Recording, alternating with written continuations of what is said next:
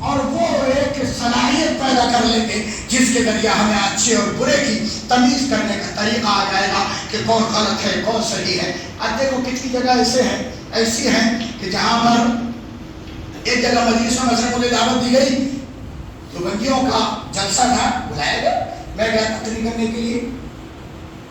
تو انہوں نے کہا کہ بھائی ان مسائل پہ تقریر مت کرنا. ایک صاحب انہی میں سے بولے، مولانا میں سے کہا کہ یہ بھائی اہل حدیث ہے بھائی، یہ اس پہ کبھی نہیں بول سکتے. ہاں کوالٹی رکھو، پہچان لیے جاؤ گے. منہج وہ ملا ہے جو منہج کسی کے پاس نہیں. نمایاں ہمارا رب سب سے عظیم، نبی سب سے اعلیٰ و بہتر و عمدہ، اور منہج سب سے اعلیٰ اور بے مثال. لہذا ہماری شخصیت بھی بے مثال بننا چاہیے. بن کر کے دکھاؤ اور دنیا والوں کو بتاؤ کہ ہم سچے پکے نبی کے شیدائی اور رب کائنات سے ہمارا ڈائریکٹ تعلق جڑا ہوا ہے. انشاءاللہ ہم یہ عہد کرتے ہیں کہ ہمیں جو منہج ملا ہے اس منہج پر عمل کریں گے اور انشاءاللہ اس منہج کی خدمت کرتے رہیں گے. اللہ کتاب اللہ اور سنت رسول کو سمجھیں اور اس پر عمل کرنے کی توفیق نصیب فرما. الہ العالمین ہمارے عقیدے کی اصلاح فرما دے، ہماری برائیوں کی اصلاح فرما دے. الہ العالمین ہمارے درمیان سے برائیوں کا خاتمہ فرما دے، ہمارے معاشرے کی اصلاح فرما دے. دنیا کے اندر عزت عظمت اور سربلندی کے ساتھ زندہ رکھ. جب خاتمہ ہو تو ہمارا ایمان اور توحید پر ہو. وصلی اللہ علی نبینا محمد وعلی آلہ وصحبہ اجمعین. والسلام علیکم ورحمۃ اللہ وبرکاتہ. محترم حاضرین، صرف 5 منٹ اور آپ لوگ تشریف رکھیں. الحمدللہ عقیدے پر بات چیت ہو رہی تھی اور ہم اور آپ سبھی چاہ رہے تھے کہ اس پر شیخ محترم مزید بولے، لیکن یہ ہے کہ گلا ساتھ نہ دینے کی وجہ سے آپ نے مقررہ وقت سے پہلے ہی اپنی بات کو پوری کر دی. یعنی ابھی 15 منٹ اور وقت تھا. تو بہرحال تتمہ کے طور پر کہیں کہ میں کچھ باتیں آپ کو بتانا چاہتا ہوں. جو عقیدہ یہ دین کی اصل ہے، اور عقیدہ کہتے ہیں کہ جیسا کہ ایک چیز ہے ہم اس کو یہاں رکھیں اور اس کا بند کر لیں، جو بدی ہوئی چیز ہے یہ ہے عقیدہ. یعنی اس کے اندر ذرا بھی سمجھوتا نہیں. تو الحمدللہ شیخ محترم نے جو عقیدہ ہم کو بتایا، جیسا مثال کے طور پر عقیدہ کے معنی کو سمجھنے کے لیے سمجھے کہ یہ رومان ہے، اس میں میں نے موبائل کو رکھ کر ایسا باندھ لیا مضبوطی کے ساتھ، یہ جو بنا ہوا ہے یہ ہے عقیدہ. تو ہمارا عقیدہ اتنا مضبوط، ایسا مستحکم، ٹھوس ہونا چاہیے کہ اس کے اندر ذرا بھی کمی، نقص، عیب نہیں ہونا چاہیے. یہ عقیدہ ہمارا ہونا چاہیے، تبھی جا کے ہم کامیاب ہو سکتے ہیں. اس وقت ڈاٹا ڈالا جا رہا ہے، ڈاٹا ہمارے عقیدے کے اندر، امت مسلمہ کے عقیدے کے اندر ایک طبقہ تھا، ایک پوری قوم تھی جس کے پاس عقیدہ نہیں تھا، ان کو ہم جانتے تھے. لیکن آج آستین کے ساتھ پیدا ہو چکے ہیں. اس وقت یہ جو لوگ ہماری صفوں میں کھڑے ہیں، ہماری طرح نمازیں پڑھ رہے ہیں، آج وہ ہمارے عقیدے کو برباد کرنے کی کوششیں کر رہے ہیں. میرے بھائیوں اور دوستوں، آپ کو تعجب ہوگا کہ کلمہ طیبہ جس کا معنی ہم اور آپ ہمارے اسلاف سے سنتے آ رہے ہیں، قرآن اور حدیث جو ماخوذ ہے وہ یہی ہے کہ لا الہ الا اللہ، نہیں ہے کوئی معبود حقیقی سوائے اللہ کے. آج اس کا ترجمہ کر رہی ہے قوم، ایک نئی تنظیم اخوانیت موجود کر کہ لا حاکم الا اللہ، نہیں ہے کوئی حاکم سوائے اللہ. یہ اللہ رب العالمین وما قدر اللہ حق قدرہ، اللہ کی جو قدر ہونا چاہیے تھا، لیس کمثلہ شیء، جو شیخ نے بتایا ایک وسیع معنی کو ان نے تنگ کر دیا. یہ معنی ہے کہ اللہ کی ایک صفت حاکم بھی ہے، لیکن اس کا مطلب نہیں کہ لا الہ کا ترجمہ آپ لا حاکم الا اللہ کر کے حکومت الہیہ کے قیام کو واجب اور فرض قرار دے کر دین کی اصل اس کو قرار دے دے، یہ نہیں. اور ایک صوفیہ کی جماعت پیدا ہو گئی، بوریا بستر اپنی دور پشت پر لانے ہوئے کوچہ بکوچہ، قریہ بقریہ، شہر بشہر گھوم رہے ہیں اور ترجمہ تم کو بتا رہے ہیں کہ لا موجود الا اللہ، نہیں ہے کوئی موجود سوائے اللہ کے. جانتے ہو کتنی خرابی ہے اس عقیدے کے اندر. اس لیے میرے بھائیوں اور دوستوں بڑے افسوس کے ساتھ میرے کو کہنا پڑتا ہے اور کہہ رہا ہوں آج کہ جو قوم، جو جماعت اور جو جمعیت عقیدے کی نشر و اشاعت کے لیے، عقیدے کے علم کو بلند کرنے کے لیے، کتاب و سنت کی بالادستی کے لیے پوری دنیا کے اندر عقیدہ توحید کو عام کرنے کے لیے کھڑی ہوئی تھی، آج ان کے بیچ میں اصلاح عقیدہ کی بات کرنی پڑتی ہے، ان کے عقیدے کو دیکھ کر خون کے آنسو آنے پڑتے ہیں۔ میرے بھائی اور دوستو، یہی وجہ تھی کہ ہمارے اسلاف نے سب سے پہلے زور دیا ایک چیز بتائی۔ آج یہی اخوانیت کے سامنے جب ہم بات کرتے ہیں عقیدے کی تو وہ تو کہتے ہیں کہ یہ 1400 سال پہلے کی بات ہے، 1400 سال پہلے کرنے کی بات ہے، اب زمانہ ترقی کر گیا، علم عام ہو گیا، اب اس پر بولنے کی کیا ضرورت ہے؟ یہ سوال کرتے ہیں کہ تاکہ ہم عقیدے پر نہ بولیں تو دین کی اصل ہے اور اساس ہے۔ میرے بھائیوں اور دوستوں، اب غور کیجیے کہ اللہ کے رسول صلی اللہ علیہ وسلم 13 سال مکہ میں گزارے، ان 13 سالوں میں نماز و جماعت کا حکم نہیں ہے، روزے کا حکم نہیں، زکات کا حکم نہیں، حج کا حکم نہیں اور دیگر تعلیمات نہیں، صرف عقیدے کی اصلاح کرتے رہے، اس لیے کہ عقیدے کے بعد عبادت، آپ ہزار عبادتیں کیا کفار مکہ، مشرکین مکہ، یہ یہود کیا یہ نماز نہیں پڑھتے؟ وَيْلٌ لِّلْمُصَلِّينَ، یہ آیت کریمہ مکی ہے۔ مکہ کے اندر دو ہی طبقے تھے، یا تو ٹھیک قسم کا مسلمان تھا یا ٹھیک قسم کا مشرک تھا۔ تو پھر یہ کس کے لوگوں کی نماز ہے جو مردود کہہ رہی ہے؟ یہ مشرکین کی نماز ہے، کیونکہ آیت مکی ہے، وہاں منافق پیدا ہی نہیں ہوئے تھے، اور نعوذ باللہ صحابہ کرام کی صلاۃ پر انگشت نمائی نہیں ہو سکتی۔ روزہ یہ رکھتے تھے، اللہ کے رسول مدینہ گئے، وہاں دیکھا یہودی بھی روزہ رکھے ہوئے، زکات مشرکین دیتے تھے، قرآن کہتا ہے ہاں للہ وہاں مشرکین دیتے تھے۔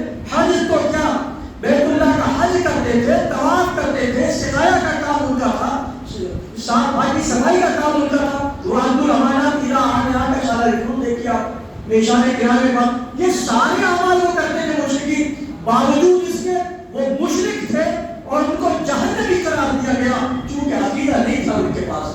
آج اگر ہم مسلمان 5 وقتہ نمازیں پڑھے، صوم و صلاۃ کی پابندی کرے، حج بھی کر لے، ایک نہیں کئی بار، اگر ہمارا عقیدہ صحیح نہیں، ہماری ساری عبادات مردود ہوگی، ہمارے منہ پہ مار دی جائیں گی۔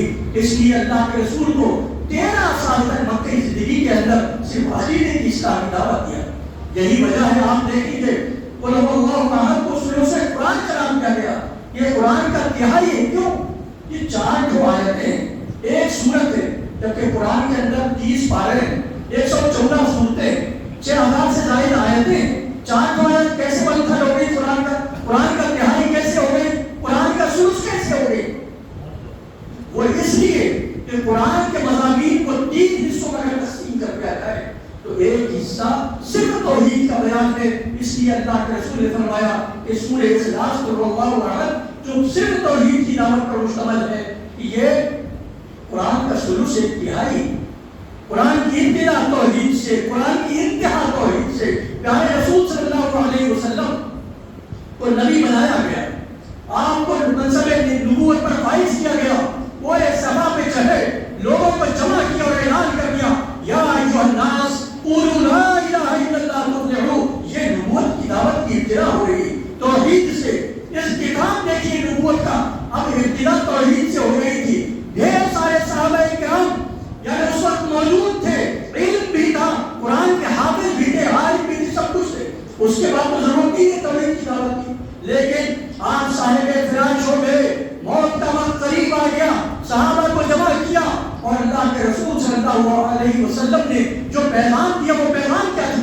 یا کیا پیغام تھا؟ لعن اللہ اليہود والنصارى اتخذوا قبور انبیائهم مساجد۔ لعنت ہو یہود و نصارہ پر کہ اپنے انبیاء کرام کی مساجد کو، یعنی انہوں نے عبادت مزاروں کو، قبروں کو عبادت گاہ بنا دیا، اپنے نبیوں کے قبروں کو عبادت گاہ بنا دیا۔ یہ آخری وقت میں نبوت کے 23 سال میں سے 23ویں سال یہ دعوت پیش کر رہے اللہ کے رسول اور کہا یا اصحابی لا تجعلوا قبری وصنی یعبد، اے میرے دوستو میری قبر کو مزار نہ بنانا کہ لوگ طواف کریں۔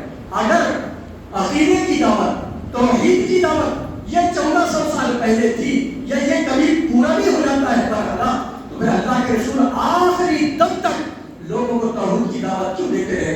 اور پھر ایسے دور کے اندر مشرکین مکہ آج ایک بات کا فیصلہ ہو جانا چاہیے، گانٹھ باندھ لو میری بات کو، آج عقیدے میں یہ تقریر سن کر، ایسی علمی تقریر سن کر ایک زمانے کے بعد میں اپنے جذبات کو قابو نہیں کر پا رہا ہوں یقیناً، آج میں صاف صاف کہنا چاہتا ہوں اور گانٹھ باندھ کے رکھ لو اس بات کو کہ اللہ کے رسول صلی اللہ علیہ وسلم جن مشرکین پر صرف توحید کی دعوت دے رہے تھے، ابھی نماز روزہ زکات حج کا حکم بھی نافذ نہیں ہوا، وہ مشرکین کیا تھا؟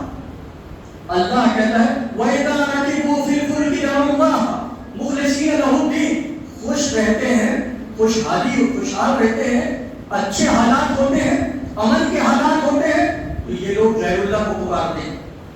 لیکن اگر ان پر مصیبت آن پڑتی ہے اور اگر کوئی پریشانی آ جاتی ہے، کیا کرتے ہیں؟ دعوا اللہ مخلصین لہ الدین، خالص اللہ کو پکارتے تھے وہ۔ یہ تھا ان کا عقیدہ۔ مشرکین مکہ میں جن پر اللہ کے رسول توحید کی دعوت دے رہے تھے، تو اللہ کے رسول 13 سال تک اللہ رب العالمین نے ان کو صرف اس عقیدے کی دعوت دینے کے لیے کہا، اے مشرکین کو۔ اور آج تمہارے پڑوس میں، تمہارے بازو میں، تمہارے شہر میں، تمہارے گھروں کے اندر آج ایسے لوگ موجود ہیں، خوشحال ہوتے ہیں یہ تب بھی غیر اللہ کو پکارتے ہیں، مزاروں کے چکر لگاتے ہیں، پریشان حال ہوتے ہیں، زبوں حال ہوتے ہیں، تب بھی مزاروں کا چکر۔ تو آج مسئلہ یہ ہے کہ موازنہ کیا جائے تو اس دور کا مسلم اس دور کے مشرکین سے عقیدتاً بدتر ہے، تو ایسے موقع پر ہمارا فرض ہے، ہم پر واجب ہے کہ ہم ان کے خوشنما نعروں میں نہ آئیں۔ یہ موجودیت کے یا رسوالیت کے خوشنما نعروں سے متاثر ہو کر اپنے منہج کو، اپنے عقیدے کو ہرگز نہ چھوڑے میرے بھائی اور دوستو۔ اس دور میں جو عقیدے کی توحید کی دعوت کی ضرورت تھی، اس سے دو چند نہیں، 6 چند آج ضرورت ہے، اور اس کا علم اہل حدیثوں نے اٹھا رکھا ہے۔ جس دن اہل حدیثوں کے اندر سے اس دعوت کی نشر و اشاعت کا جذبہ ختم ہو گیا، اس دن سوچنا پڑے گا اسلام کے بقا کے تعلق سے، اسلام کے تحفظ کے تعلق سے۔ میرے بھائیوں اور دوستوں، نبوت آپ نے دیکھ لی، قرآن دیکھ لیا، توحید کی اہمیت کے لیے اللہ نے جب قرآن نازل کیا تو سب سے پہلی آیت کیا نازل ہوئی؟ اقرأ باسم ربک الذی خلق، اس رب کے نام سے پڑھ جو تمہارا خالق ہے۔ رب ہی، اللہ ہی ہمارا خالق ہے، یہی تو توحید ہے۔ قرآن کی ابتدا توحید سے، قرآن کا اختتام اب بتانے کا وقت نہیں، سورہ نصر کے بارے میں آتا ہے کہ جب یہ نازل ہوئی تو صحابہ کرام میں ابو بکر بہت رونے لگے رضی اللہ عنہ۔ لوگوں نے کہا یہ بوڑھا کیوں رونے لگا ہے؟ اس میں تو خوشخبری ہی خوشخبری ہے کہ لوگ جو اسلام میں داخل ہوں گے۔ تو اس وقت لوگ حضرت ابن عباس کے پاس گئے جو ترجمان القرآن تھے، قرآن کا سب سے زیادہ علم جن کے پاس تھا۔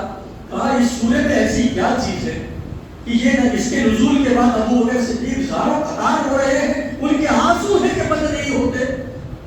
تو کہا اور کہتے ہیں کہ اس میں اللہ کے رسول صلی اللہ علیہ وسلم کی اس حیات دنیاوی کے اختتام کا اشارہ کیا حقیقت ہے؟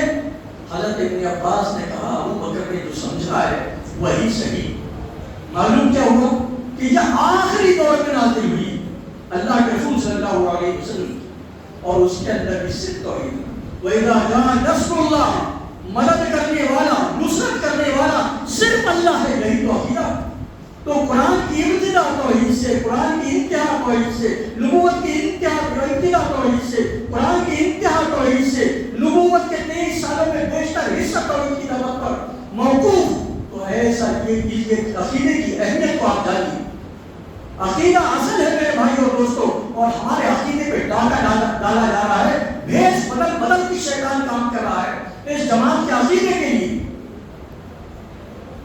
ہم ہرگز ان سے متاثر نہ ہوں اور اپنے عقیدے کو مضبوط اور مستحکم، اور اپنی توحید کو، ایمان کو مضبوط اور مستحکم کریں۔